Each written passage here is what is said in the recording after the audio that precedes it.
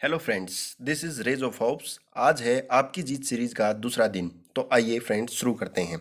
Hafeez Africa का एक किसान था। वह अपनी जिंदगी से खुश और संतुष्ट था। हफीज खुश इसलिए था कि वह संतुष्ट था। वह संतुष्ट इसलिए था क्योंकि वह खुश था। एक दिन एक अक्लमंद आदमी उसके पास आया। उसने हफीज को हीरो के महत्व और उनसे जुड़ी ताकत के बारे में बताया।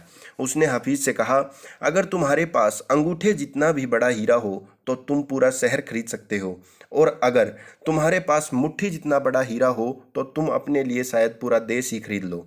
वह अक्लमंद आदमी इतना कहकर चला गया। उस रात हफीज सो नहीं सका। वह असंतुष्ट हो चुका था, इसलिए उसकी खुशी भी खत्म हो चुकी थी। दूसरे दिन सुबह होते ही हफीज ने अपने खेतों को बेचने और अपने परिवार की देखभाल का इंतजाम किया और हीरे खोजने के लिए रवाना हो गया। वह हीरो की खोज में पूरे अफ्रीका में भटकता रहा, पर उन्हें पा नहीं सका। उसने उन्हें यूरोप में भी ढूंढा, पर वे उसे वहां भी नहीं मिले। स्पेन पहुंचते पहुंचते वह मानसिक, शारीरिक और आर्थिक स्तर पर पूरी तरह टूट चुका था। वह इतना मायूस हो चुका था कि उसने बार्सिलोना नदी में कूदकर खुदकुशी कर ली। इधर जिस आदमी ने हफीज के खेत खरीदे थे, वह एक दिन उन खेतों से होकर बहने वाले नाले में अपने ऊँटों को पानी पिला रहा था। तभी सुबह के वक्त उग रहे सूरज की किरणें नाले के दूसरी ओर पड़े एक पत्थर पर पड़ी और वह इंद्रधनुष की तरह जगमगाने लगा। यह सोचकर कि वह पत्थर उसकी बैठक में अच्छा दिखेगा, उसने उसे उठाकर अपनी बैठक में सजा लिया। उसी दिन दोपहर में हफीज को हीरो के बारे में बताने वाला आदमी खेतों के इस नए मालिक के पास आया। उसने उस जगमगाते हुए पत्थर को देखकर पूछा, क्या हफीज लौट आया? नए मालिक ने जवाब दिया, नहीं। लेकिन आपने यह सवाल क्यों पूछा? अक्लमंद आदमी ने जवाब दिया, क्योंकि यह हीरा है, मैं उन्हें देखते ही पहचान जाता हूँ। नए मालिक ने कहा, नहीं, यह तो महज एक पत्थर है। मैंने इसे नाले के पास से उठाया है। आइए मैं आपको दिखाता हूँ। वहाँ पर ऐसे बहुत सारे पत्थर पड़े हुए हैं। उन्होंने वहाँ से नमूने के तौर पर बहुत सारे पत्थर उठाए और उन्हें जांचने परखने के लिए भेज दिया। वे पत्थर हीरे ही साबित हुए। उन्होंने पाया कि उस खेत में दूर दूर तक हीरे दबे हुए थे। दोस्तों, इस कहानी से हमें क्या सीख मिलती है? इससे हमें 6 सीखें मिलती हैं। नंबर 1, जब हमारा नज़रिया सही होता है तो हमें महसूस होता है कि हम हीरो से भरी हुई ज़मीन पर चल रहे हैं। मौके हमेशा हमारे पांव तले दबे हुए हैं। हमें उनकी तलाश में कहीं जाने की ज़रूरत नहीं है, हमें केवल उनको पहचान लेना है। नंबर 2, दूसरे के खेत की घास हमेशा हरी लगती है। नंबर 3, हम दूसरों के पास मौजूद चीज़ों को देखकर ललचाते रहते हैं, इसी तरह दूसरे हमारे पास मौजूद चीज़ों को देखकर ललचाते हैं।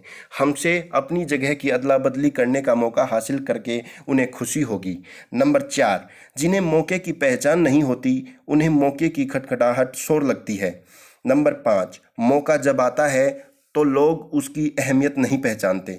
जब मौका जाने लगता है तो उसके पीछे भागते हैं। नंबर 6, कोई मौका दोबारा नहीं खटखटाता।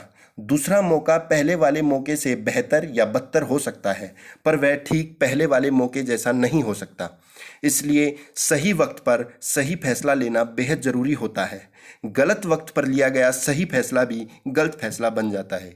दोस्तों, हम सभी बाइबल में बताई गई डेविड और गोलियत की कहानी जानते हैं। गोलियत एक राक्षस था। उसने हर आदमी के दिल में अपनी दहशत बैठा रखी थी। एक दिन 17 साल का एक भेड़ चराने वाला लड़का अपने भाइयों से मिलने के लिए आया। उसने पूछा, तुम लोग इस राक्षस से लड़ते क्यों नहीं हो? उसके भाई गोलियत से डरते थे। उन्होंने जवाब दिया, क्या तुमने देखा नहीं कि वह कितना बड़ा है कि उसे मारा नहीं जा सकता? इस पर डेविड ने कहा, बात यह नहीं है कि बड़ा होने की वजह से उसे मारा नहीं जा सकता, बल्कि हकीकत यह है कि वह इतना बड़ा है कि उस पर लगाया गया निशाना चूक ही नहीं सकता। उसके बाद जो हुआ वह सबको मालूम है। डेविड ने उस राक्षस को गुलेल से ही मार डाला। राक्षस वही था, लेकिन उसके बारे में डेविड का नज़रिया अलग था। हम नाकामयाबी को कैसे देखते हैं, यह हमारे नज़रिए से तय होता है। आशावादी सोच वाले आदमी के लिए नज़रिया कामयाबी की सीढ़ी बन सकता है। दूसरी ओर निराशावादी सोच के आदमी के लिए यह रास्ते का रोड़ा बन सकता है।